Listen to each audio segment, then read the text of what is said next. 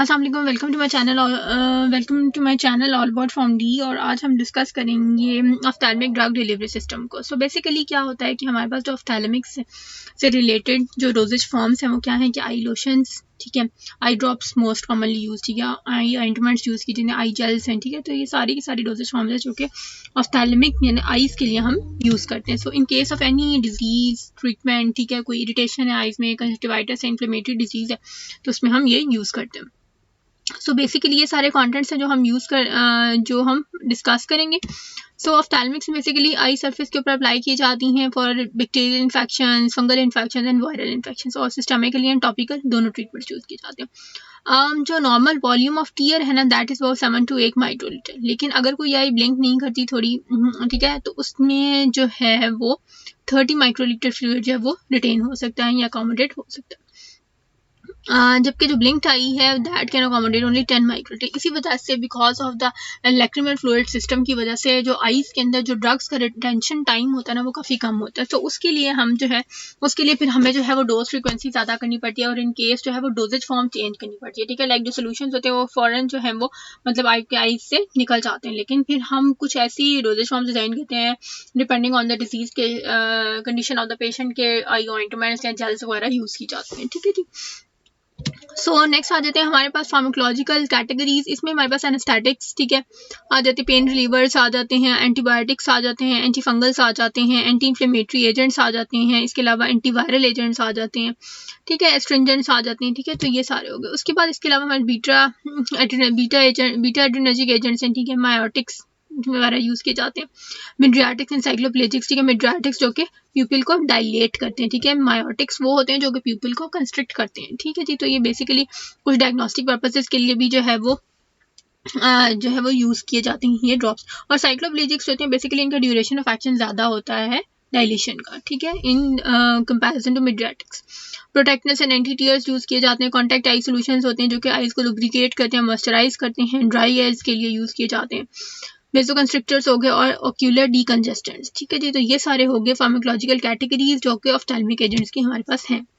Next बात आ जाती है ओक्यूलर बायोअवेलेबिलिटी की। सो बेसिकली जैसे मैंने पहले बताया है कि ड्यू टू एक तो ये है कि बायोअवेलेबिलिटी किन फैक्टर्स की वजह से कम होती है। एक तो ड्रग प्रोटीन कम्प्लेक्स की वजह से, ठीक है, जो उसकी वजह से वो कॉर्नियल एपिथेलियम में पेनिट्रेट नहीं कर सकती ड्रग। तो क्या होता है कि आप जो ड्रग की बायोअवेलेबिलिटी होती है वो कम हो जाती है। इन केस के अगर ड्रग मेटाबोलाइज हो रही है, ठीक है, ड्रग की मेटाबॉलिज्म की वजह से हमारी जो आईज होती है इसके अंदर एक टीयर्स होते हैं, सॉरी, जो इसके अंदर एक एंजाइम होता है दैट इज लाइसोजाइम। उसकी वजह से क्या होता है कि ड्रग की बहुत सारी ड्रग्स होती हैं उससे डिग्रेड हो जाती हैं, ठीक है। तो it's that is capable of metabolic degradation of the drug substances, ठीक है। और कुछ जो है वो ड्रग की बायोअवेलेबिलिटी डिपेंड करती है लैक्रिमल डैमेज के ऊपर, ठीक है। इन केस ऑफ प्रोडक्ट फॉर्मुलेशन पे भी डिपेंड करती है, फिजिको-केमिकल प्रॉपर्टीज पे भी डिपेंड करती है, क्योंकि ऑफ्थैल्मिक जेल्स और ऑइंटमेंट्स जो होती हैं डोजेज फॉर्म वो लेस रेडिली लैक्रिमल फ्लूइड्स के साथ जो है वो डिजॉल्व होती हैं as compare to the more viscous solutions, ठीक है जी, लेस विस्कस सोल्यूशंस, ठीक है।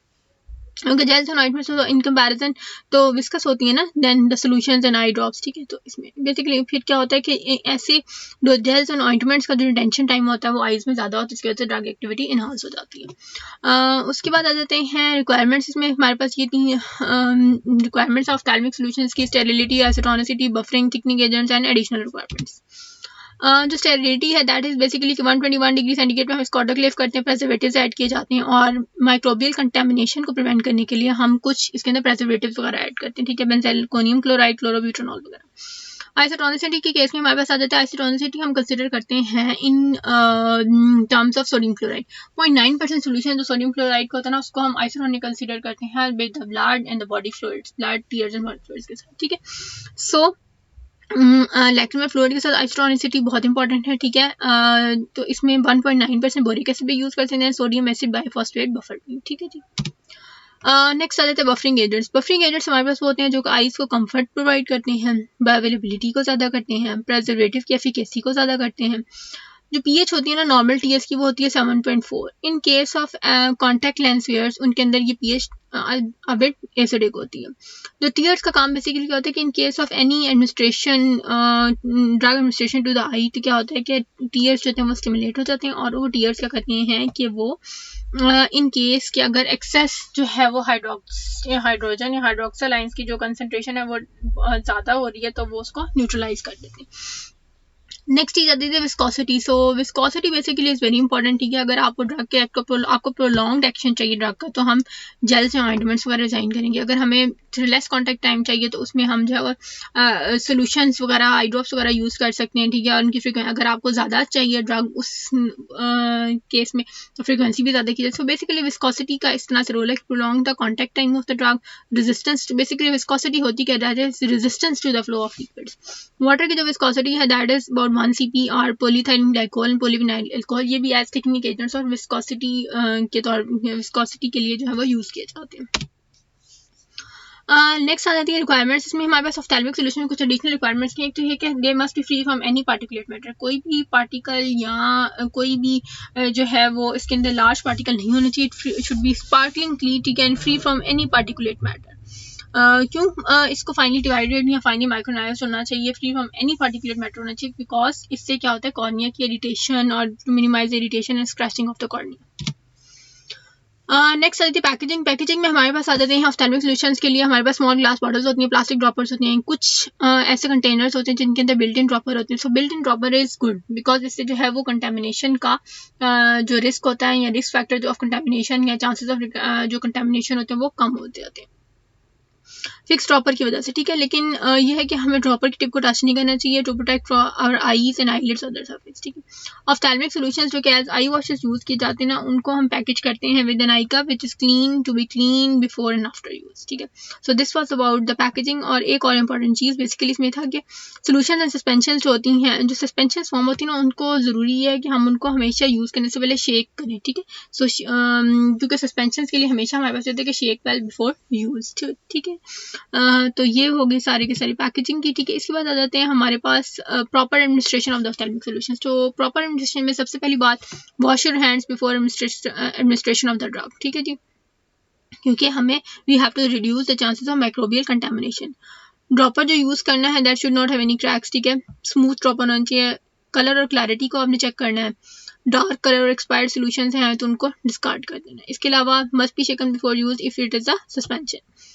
और जो है वो कैप को इमीडिएटली आपने दोबारा अपनी जगह पे लगा देना है आफ्टर यूज। इसके अलावा हैंडलिंग एडमिनिस्ट्रेशन में ये है कि not to touch the eye, the tip of dropper to the eye, eyelid और अदर सरफेस, ठीक है जी, एंड डू नॉट रिंस और वाइप ऑफ द ड्रॉपर, ठीक है जी। तो ये होगी प्रॉपर एडमिनिस्ट्रेशन के बारे में। सो इसके बाद ये है कि पेशेंट को किस तरह से आपने काउंसिल करना है। सो पेशेंट को कैसे काउंसिल करने के, patient should be advise to use the correct number of drops. Patient को आपने सही तरह से, फार्मासिस्ट का काम है कि उसको काउंसिल करे कि how to use the drug and कितने ड्यूरेशन बाद यूज करनी है, what is the frequency of the eye drops उसने यूज करनी है। इसके अलावा यह है कि वही बात कि आपने उसको सारा गाइड करना है, काउंसिल करना है फ्रीक्वेंसी में, ड्यूरेशन के बारे में, स्टोरेज के बारे में स्पेशली, ठीक है। अगर रूम टेम्परेचर पर रखना है तो रूम टेम्परेचर बताएंगे, अगर कूल टेम्परेचर पर रखना है, ठीक है, फ्रिज वगैरह में रहें तब भी आप उसको बताएंगे, ठीक है। तो ये हो गया। उसके बाद इन केस ऑफ एडियाज, और अगर in case of any ideas, burning, irritation, तो रेडनेस, इन केस आपने जो है वो अपने हेल्थ केयर प्रोवाइडर के साथ जो है वो इन कॉन्टैक्ट होना, उसको बताना है, ठीक है नी। So this was all about the ophthalmic solutions, ठीक है। कॉन्टैक्ट लेंस सॉल्यूशंस और के बारे में हम नेक्स्ट लेक्चर में डिस्कस करेंगे। So thank you so much for listening to the lecture and do not forget to like, subscribe and share my channel.